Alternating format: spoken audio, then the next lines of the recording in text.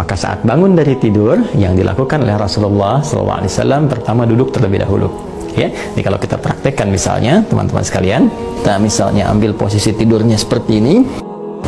Nah ya, nah kemudian setelah itu bangun, nah, tentunya ini boleh jadi ketiduran ya, peci dengan kacamata, tapi di luar yang normal kan peci kacamata itu terlepas ya. Jadi kalau kita bangun, ya, misalnya seperti ini, kemudian bangun dari tidur, maka sunnah nabinya, nah ini duduk terlebih dahulu. Ya, duduk dulu. Nah, menenangkan diri dulu. Ya, jadi duduk ini bisa mengondisikan keadaan kita tenang terlebih dahulu. Aliran darah berlangsung dengan baik. Kemudian juga ya perasaan yang mungkin juga agak sempoyongan, belum stabil, ya kan, kita stabilkan terlebih dahulu.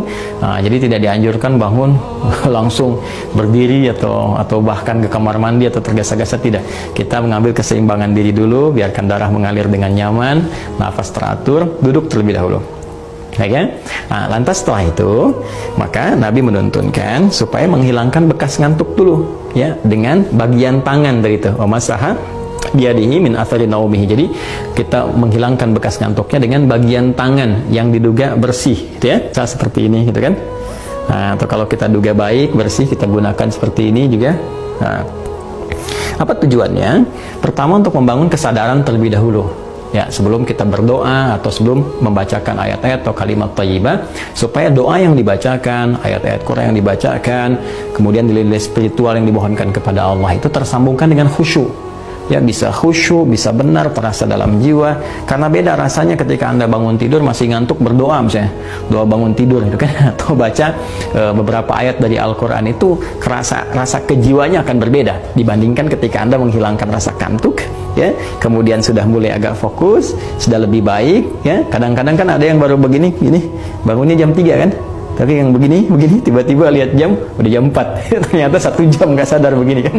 Nah, karena itu tidak dalam jeda yang lama, nggak pakai lama, jadi duduk, kemudian hilangkan bekas ngantuknya seperti ini ya, bisa demikian. Setelah kita duga cukup baik, kita hilangkan bekas ngantuk, maka di Sunan Abu Dawud tadi menunjukkan kepada kita membaca 10 ayat penutup di surah Ali Imran. Ya, kalau asyarat itu bisa berarti 10 pas atau 10 bisa lebih dikit ya, seperti Al-Arba'in An-Nawawiyah itu kan kalau diterjemahkan 40-an bukan 40 pas ya, karena di situ ada 42 hadis walaupun kita sebutnya arba'in.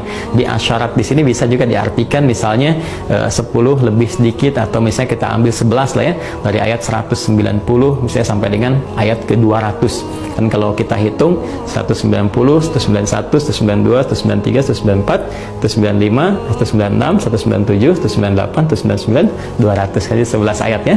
Nah, itu yang dimaksudkan. Jadi tidak harus pas di 191 mulainya, kita bisa mulai di 190. Di inna fi khalqis samawati wal ardi wa ikhtilafil laili wan nahari la ayatin liulil albab sampai dengan ayat ke-200 ya. Kalau kita ingin membiasakan, nah boleh.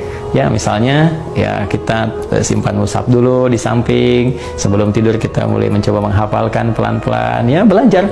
Ya, walaupun Ustaz saya belum hafal, tidak apa-apa, sambil berproses. Hari ini kita hafalkan 1 ayat dulu. Yang penting ada dorongan kuat untuk mengikuti sunnah Nabi SAW.